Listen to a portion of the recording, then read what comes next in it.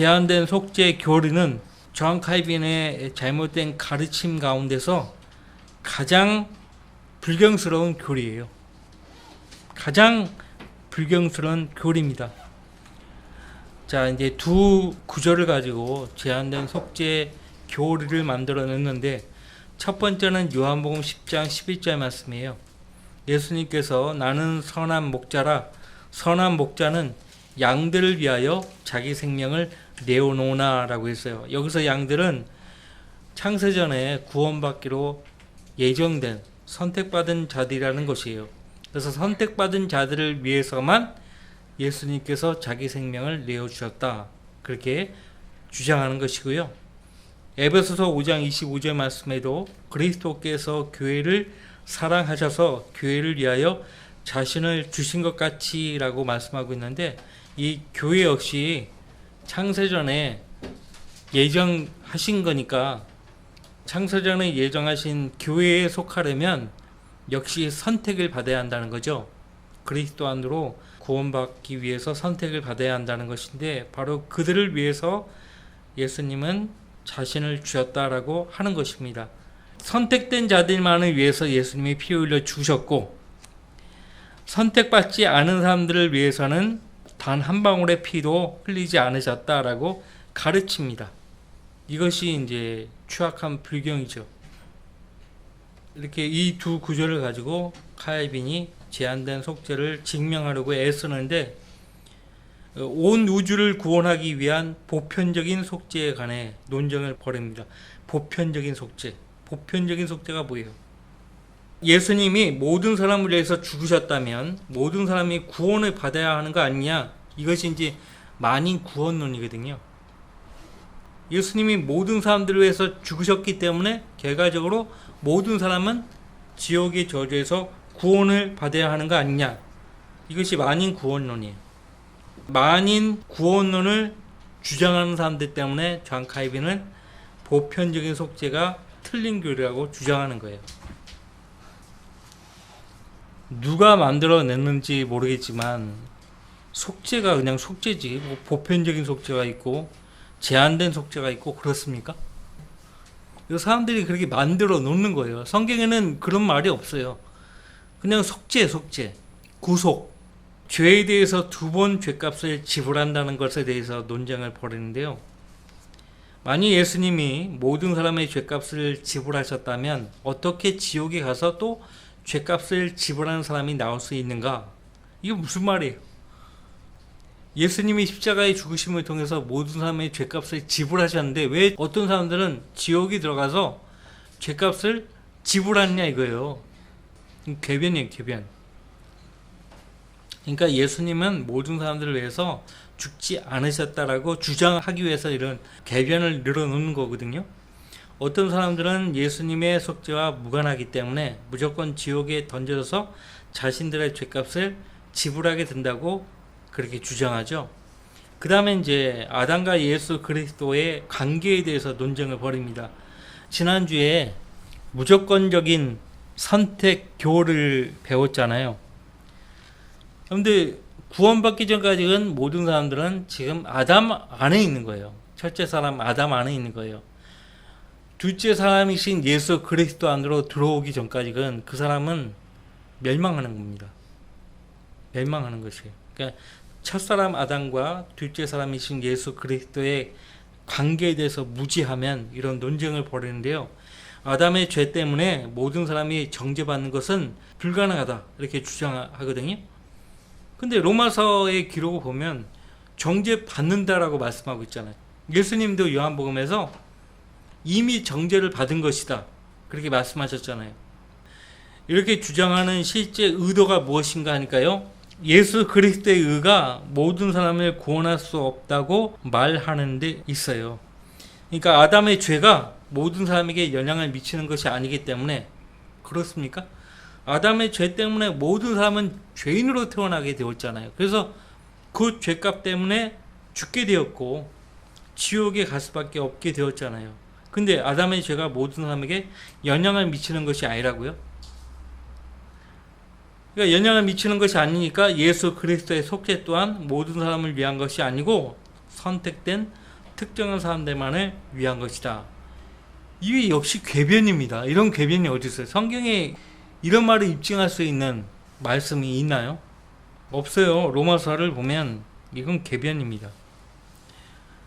그 다음에 이제 믿지 않는 죄에 대해서 궤변을 또 늘어놓는데, 만일 예수 그리스도께서 모든 죄인을 위해 죽으셨다면 거기에 믿지 않는 죄도 포함되는가? 궤변이죠. 응? 믿지 않는 죄도 그 죄에 포함되느냐? 뭐요? 그 죄까지 예수님이 죽으신 거예요? 믿지 않는 죄까지? 궤변입니다. 예수 그리스도께서 모든 사람을 위해서 죽으셨다면 하나님께서 어떻게 그 사람들이 믿지 않는 것을 탓할 수 있는가? 예수님께서 모든 죄를 위해 죽으셨다면 주님께서는 믿지 않는 죄를 위해서도 죽으신 것이다. 이게 칼빈의 머리에서 나온 거예요.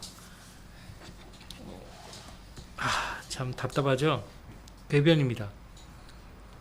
성경에 기록된 대로 진지하게 읽고 믿었으면 이런 궤변을 늘어놓을 수가 없죠. 자, 속죄하심과 그 속죄를 적용하는 문제에 대해서요, 칼빈은 무지했어요. 그래서 이런 것 때문에 어떤 사람들은 칼빈이 구원받지 않았다라고 말합니다. 근데 칼빈은 구원받은 사람이에요.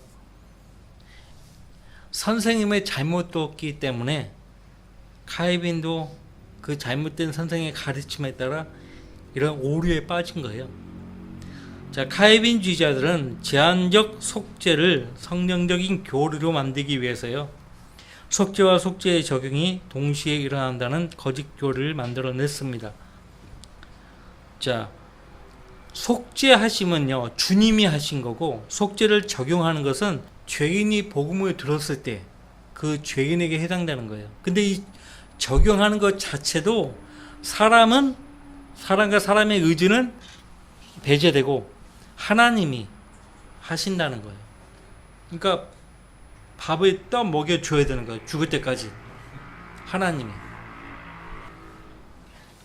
그러니까 원인도 과정도 결과도 다 하나님이 하시는 거예요. 장로교, 특히 이제 사랑의 교회, 그 오정현, 하나님이 하셨습니다. 자기들 머리 굴려가지고 그렇게 노른자 위에다가, 응? 그 진짜 몇백억 되는 교회 건물을 지어놓고 하나님이 하셨다고. 응? 창세전에 택함 받은 사람들만 구원을 받고 십자가 이후로는 그 외에 어떤 사람에게도 속죄가 적용되지 않게 하려고 만든 교리입니다.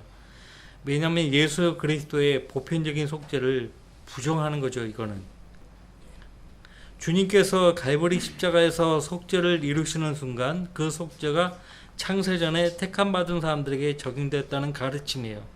예수님이 십자가에 달려 죽으실 때 기도하셨죠. 아버지여, 저들의 죄를 용서하여 주옵소서. 저들은 자기들이 하고 있는 것을 모르고 있다고 말씀하셨잖아요. 자, 그분의 그 죽으심과 고난받으신 그것이요, 택함받지 않은 사람들에게는 의미가 없다고 한다면 왜 예수님이 십자가에 달리셨을 때 그런 기도를 하셨겠습니까? 예수님의 보편적인 속죄를 부정하는 거고요. 주님께서 갈보리 십자가에서 속죄를 이루시는 그 순간 그 속죄가 창세전에 택함받은 사람들에게 적용되었다. 적용을 그들에게만 시키는 거죠. 입증할 수 있는 구절은 성경 어디에도 없습니다. 성경은요, 속죄하심과 속죄의 적용 시점이 서로 다르다는 것을 증거하고 있어요. 갈보리 십자가에서 예수님의 속죄를 하셨고, 속죄하심을 적용하려면 각 사람이 믿음으로 그 속죄하심을 받아들일 때죠. 그러니까 다 달라요. 그죠? 다 다른데 창세전이라고 딱 못을 박아버리는 거죠. 그것도 택함받은 사람들에게만. 이게 이단교리입니다. 출애굽기 12장에서 이스라엘 백성은요, 첫 태생의 죽음의 재앙에서 피하기 위해서요, 유월절 양을 잡았죠. 그리고 그 피를 문 기둥에 뿌렸습니다. 만일 그들이 양을 잡고 나서 그 피를 문 기둥에 뿌리지 않았다면 양을 잡았더라도 그들의 첫 회상은 어떻게 되었을까요? 다 죽었죠. 그러니까 뿌리는 것은 적용에 해당되는 거죠. 피를 볼 때 내가 넘어간다고 했어요. 피를 안 뿌리면, 그 기둥에다가 안 뿌리면, 이 피를 뿌려야만 첫 태생이 안전하게 살 수 있다. 믿음을 가지고 명령에 순종하고 피를 뿌렸어요. 기둥에. 그 피를 보고 넘어간다고 했으니까 패스오버. 주의 유월절 아닙니까? 뿌리는 것이 적용이에요.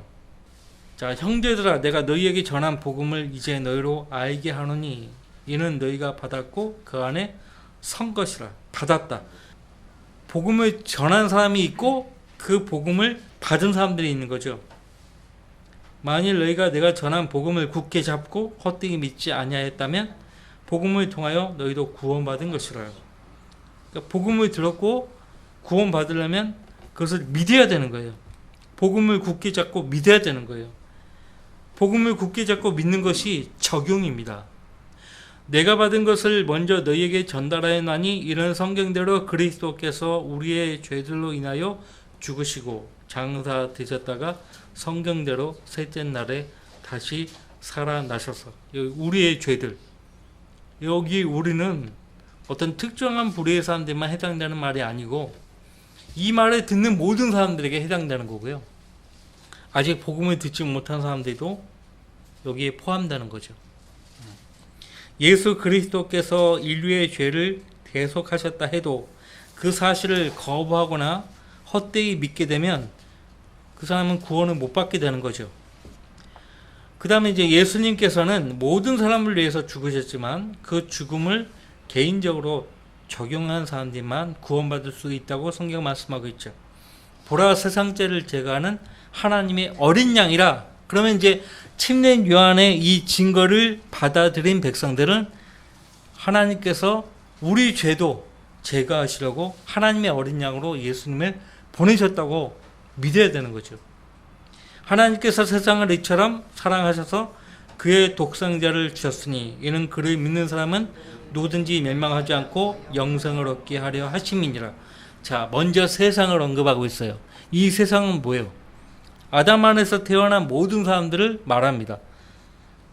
그래서 아담 안에서 태어난 모든 사람들 가운데 하나님께서 세상을 이처럼 사랑하셔서 그의 독생자를 주셨다고, 그 독생자를 나를 위한 구세주로 믿으면은 멸망하지 않고 영생을 얻는다는 거예요.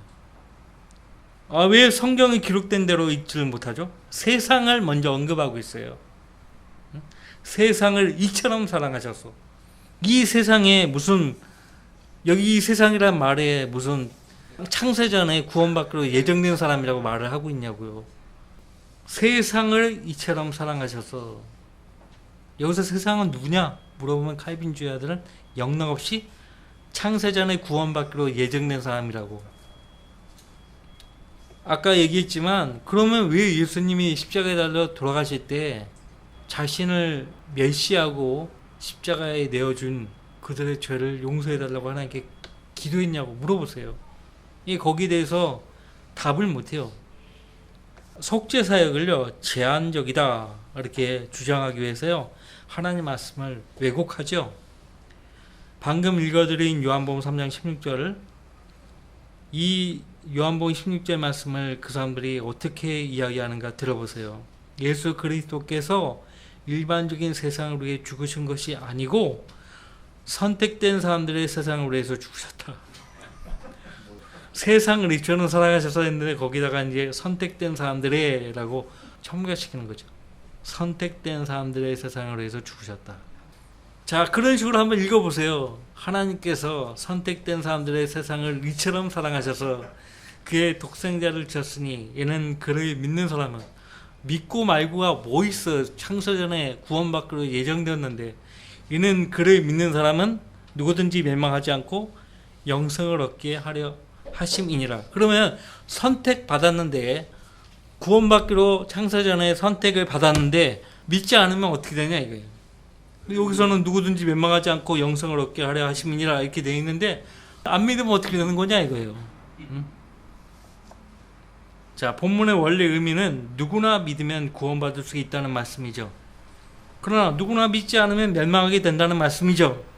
카이빈주의자들처럼 세상을 선택된 사람들로 적용을 하게 되면 선택된 사람들 중에서도 믿는 사람들은 구원받고 믿지 않는 사람들은 멸망하게 된다는 말이 되잖아요. 그렇잖아요. 그러니까 그들이 가르치는 바에 비추어 볼 때 장사 전에 구원받기로 선택받은 자들도 믿지 않게 되면 멸망할 수 있다는 거예요. 그러니까 우리는 성경에 기록된 대로 읽고 그렇게 이해를 하는데 어떤 사람들은 자기들이 먼저 이렇게 딱 체계를 딱 잡아놓고 성경의 어떤 구절이든지 그 체계에 맞추려고 한다는 거예요. 우리는 우리 생각을 하나님 말씀에 맞추려고 하는데 어떤 사람들은 자기 생각을 딱 정해놓고 성경을 거기다 억지로 끼 맞춘다는 거예요. 그러니까 잘못됐다는 거죠. 온전한 믿음이 될 수 없어요. 그리고 성경에서는 세상에 대해서 부정적으로 말을 하죠. 요한일서 5장 19절에 온 세상이 악함 속에 놓여져 있다라고 말하죠. 온 세상이 악함 속에 놓여져 있으니까 세상과 세상에 있는 것들을 사랑하지 말라고 했어요. 여기서는 또 어떻게 해석하는가? 요한일서 5장 19절 말씀에 이 세상은 선택받은 사람들의 세상이 아니고 말 그대로 마귀가 통치하는 세상이다. 악함 속에 놓여져 있기 때문에 분명 온 세상은 구원받지 않은 사람들을 가르치죠. 성경에서 세상은 결코 하나님께서 선택하신 사람들을 의미하는 건 아니에요. 그러니까 세상이라고 하면 무조건 선택받은 사람들의 세상이다 이렇게 주장해버리면 안 된다는 것이에요. 그러니까 요한일서 5장 19절 말씀을 또 제시하면은 또 2장 16절 17절 말씀에 이 세상은 어떤 세상이냐? 구원받지 않은 사람의 세상이다. 이렇게 이제 말꼬리를 그런 식으로 흐리면서 도망가려고 하죠. 그 다음에 이제 제일 이 제한된 속죄 교리 하면서 제일 그 침튀게 가면서 언급하는 구절이 디모데전서 2장 6절 말씀이에요. 중요하니까 거기 보세요. 디모데전서 2장 6절.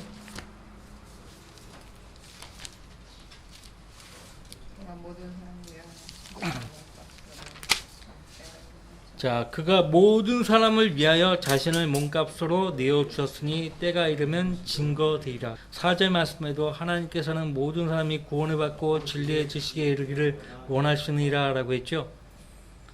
6절에 모든 사람들을 위해서 자신을 몸값으로 내어주셨다. 때가 이르면 증거되리라. 여기서 또 그들은 선택된 사람들이라고 가르치죠. 하지만은 거기 2장의 1절에 바울사도가 여기서 모든 사람에 대해서 결코 어떤 선택된 사람들만을 위한 부르가 아님을 말해줍니다.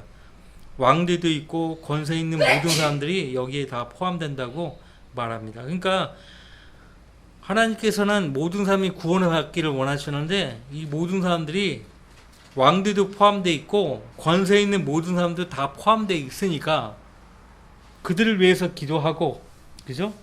거기 2장 2절에 왕대가 권세 있는 모든 사람을 위하여 간구와 기도와 중보와 감사를 하라 그렇게 말하고 있잖아요.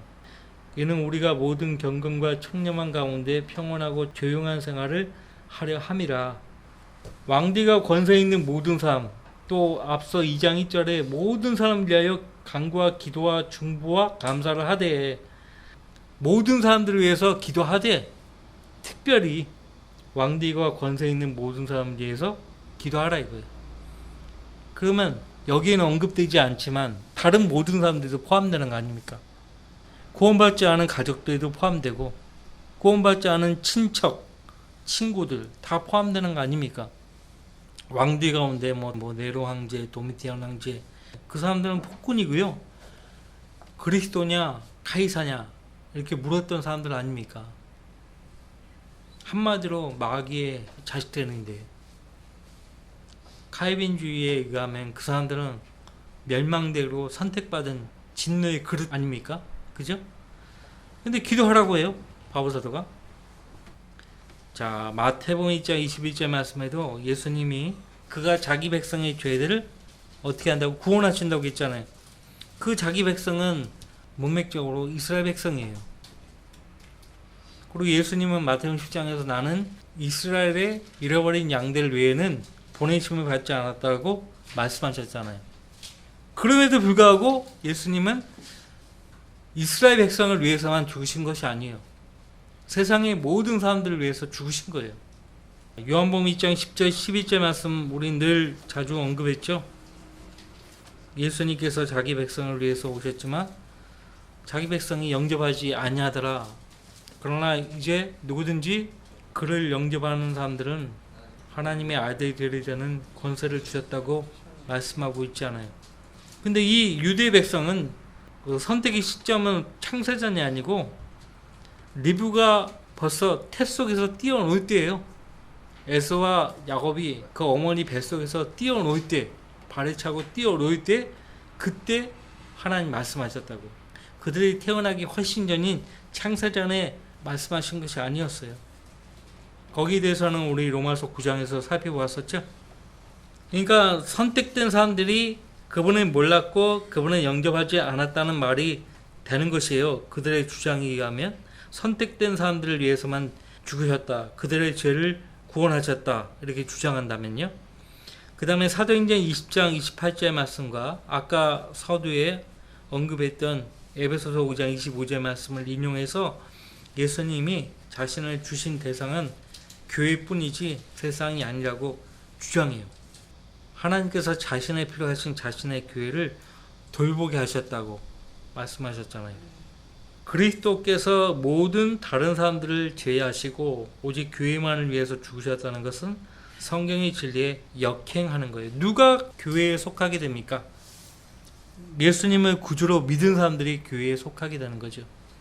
구원받은 성도 입장에서는 하나님께서 자신의 피로 사신 거예요. 하나님께서 자신의 피로 하신 거죠.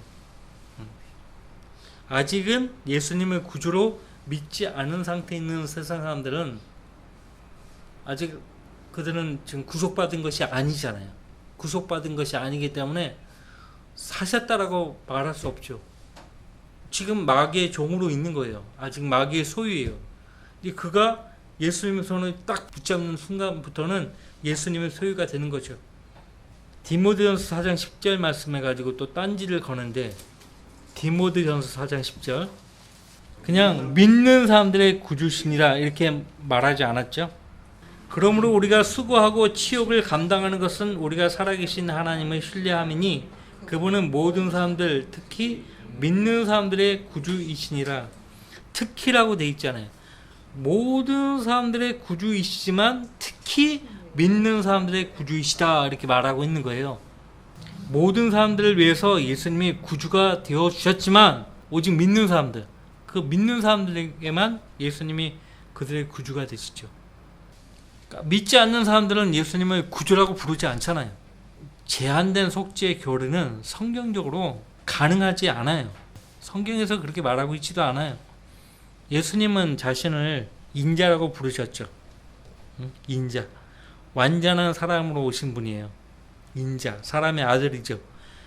그래서 이거에 대해서 바울 사도가 앞서 디모데전서 2장에서 하나님은 한 분이시요 하나님과 사람 사이에 중보자도 한 분이시니 곧 사람이신 그리스도 예수시라. 사람이 되어서 오신 거예요. 우리의 중보자가 되시려고 사람이 되어 오신 거라고. 원래 하나님이신데 우리 죄인들을 구원하기 위해 사람이 되셔서 오셨단 말이에요. 천사들은 피 없이 지음받은 영적 존재이기 때문에 피를 흘리지를 못해요. 그래서 구세주가 못 되는 거예요. 완전한 사람, 죄 없이 오신 그분만이 우리를 구원할 수 있다고요. 그래서 이제 고린도전서 15장 47절 말씀에 둘째 사람으로 말씀하고 있고 45절 말씀에는 마지막 아담으로 불리시죠. 고린도전서 15장 22절에 이는 아담 안에서 모든 사람이 죽은 것 같이 그리스도 안에서 모든 사람을 살게 하려 함이라. 그리스도가 되려면 구세주가 되려면 죽었다가 부활해야 돼요. 죽었다가 부활하지 못하면 그리스도가 될 수 없어요. 그리고 그가 오실 때는 죄 없이 성령으로 잉태되어 오셔야 돼요. 그리고 죄 없이 사셔야 돼요. 예언하실 수 있어야 되고 기적과 이적을 행사할 수 있어야 돼요. 그리고 모든 사람들을 위해서 죽으실 수 있어야 되고 흠없는 자신의 피를 흘려야 돼요. 그리고 장사된 지 4일 만에 죽은 자 가운데서 다시 살아나야 합니다. 근데 내가 그리스도라고 하는 사람들이 있죠? 그리스도가 될 수 없어요, 그 사람들은. 이만희는 어디 뭐 경상북도 어디 고향이 있던데, 경상도말 쓰던데, 그리스도가 경상도에서 태어난다는 성경 어디에도 예언되어 있지 않는데, 베들레헴 유다인데 가짜 그리스도 아닙니까? 이는 아담 안에서 모든 사람이 죽은 것 같이 그리스도 안에서 모든 사람을 살게 하려 함이라. 그러니까 이 세상에 있는 모든 사람은 아담 안에 있든지 마지막 아담이신 예수 그리스도 안에 있든지 둘 중 하나가 되어야 해요. 여러분은 지금 둘째 사람, 마지막 아담이신 예수 그리스도 안에 들어와 계시죠? 첫째 사람인 아담이 타락함으로써 모든 사람이 타락하게 된 것처럼 둘째 사람이신 예수 그리스도께서 온 인류를 위해 속죄하심으로써 인류에게 생명의 길을 열어 놓으셨어요. 아담의 죄가 모든 사람에게 영향을 끼쳤던 것처럼 인자이신 예수 그리스도의 속죄사역 역시 모든 사람에게 영향을 끼치게 되었죠. 이것은 우리가 로마서 5장 14절로 19절 말씀에서 살펴보았습니다. 그러나 아담으로부터 모세까지 아담의 범죄와 같은 죄를 짓지 아니한 자들 위에도 사망이 군림하였으니 아담은 오실 분의 모형이라 그 범죄와는 다르지만 그 값없는 선물도 그러하도다. 만일 한 사람의 범죄로 인하여 많은 사람이 죽었다면 더욱더 하나님의 은혜와 한 사람 예수 그리스도로 인한 은혜로 말미암은 선물이 많은 사람에게 풍성하였느니라. 또 그것이 범죄한 한 사람으로 인한 것과는 다르지만 그 선물도 그러하도다.